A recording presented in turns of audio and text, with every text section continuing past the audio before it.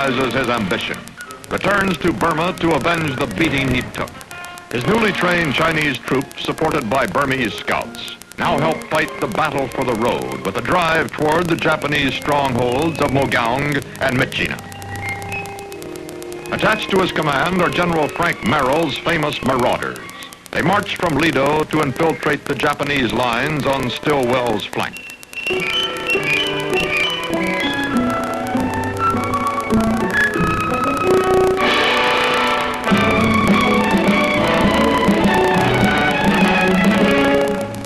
Behind the enemy's lines, U.S. General Frank Merrill and a band of 3,000 officers and men who called themselves Merrill's Marauders played a leading role in the fight to gain control of Myitkyina airfield. Since the Marauders were usually isolated, they were supplied by airdrops of food and munitions. This system of supply, on which the success of the Marauders depended, demanded a close liaison between air crews and the raiders.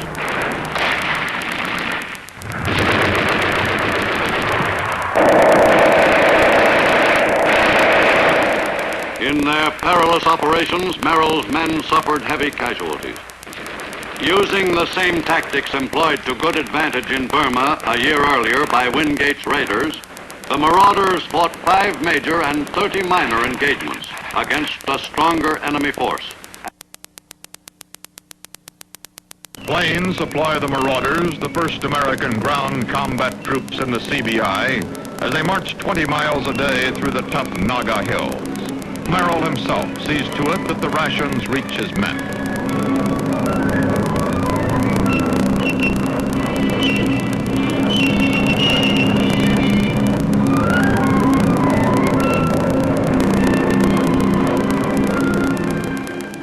Merrill's goal is Myitkyina, a key airbase.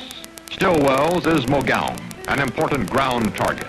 Aroused, the Japanese launch a counterattack south of the Broadway airstrip into India to take the Indian cities of Imphal and Kohima, thus severing Allied supply lines to the Assam airfields. Outnumbered British and Indian forces apply scorched earth tactics as they retreat. But the Japanese have overextended themselves. After 2 bitter months, they began to withdraw their troops from India.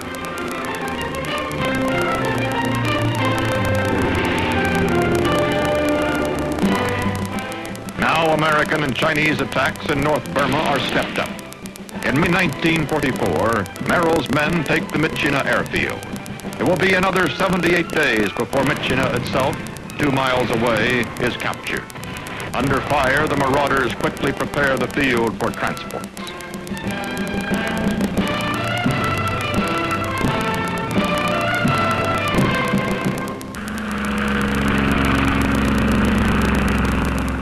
Gliders were employed to ferry some of the fighting engineers to Myitkyina airfield. To many veterans of the theater, the struggle for Myitkyina airfield signified the turning of the tide in Burma. The engineers arrived at Myitkyina airfield soon after it passed into Allied hands in mid-May 1944. In fact, the airfield had just been seized from the enemy when work was begun on repairing the strip. The only all-weather strip in northern Burma, Myitkyina airfield was vital to the success of the Allied campaign in that country. On the day after the strip was captured, General Stillwel arrived to pay his respects to General Merrill, whose Marauders had succeeded in their difficult assignment. From Myitkyina airfield, bombing runs could be undertaken against enemy forces in the fight for the territory surrounding the town of Myitkyina.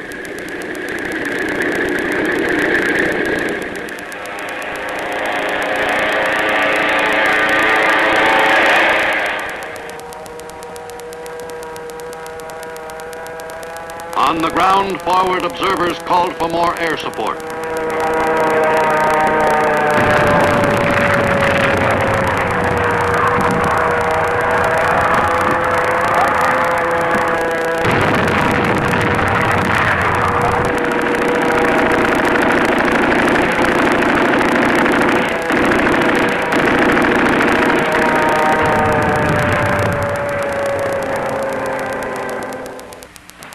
Chinese were now in the Mogong Valley, advancing on the important enemy supply base of Mogong. The Marauders, in their 700-mile march, were moving on the town of Michino, with its strategically valuable air base. The attack on Mogong began at dawn of the 23rd of June.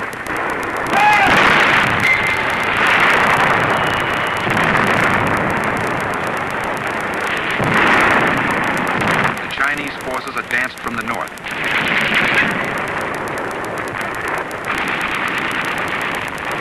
While a Chindit force that had pushed up from Broadway struck from the southwest.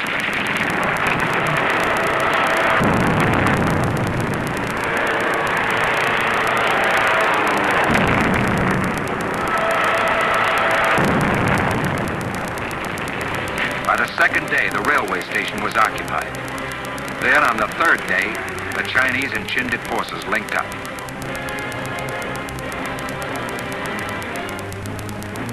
Meanwhile, the Marauders, reinforced by Chinese troops, had marched for days in their drive toward the airfield at Michino.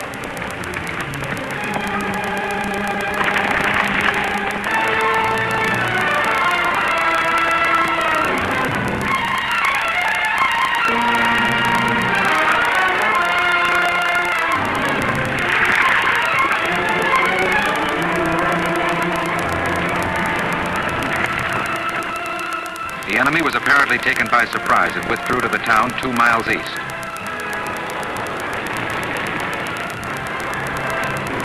Over the air went 2 words: cafeteria lunch, the code signal indicating that Michino Air Base was in Allied hands. Within 1 hour of its capture, gliders flew over, bringing engineers to repair and improve the field. They floated down to make rough and dangerous landings under fire from the town.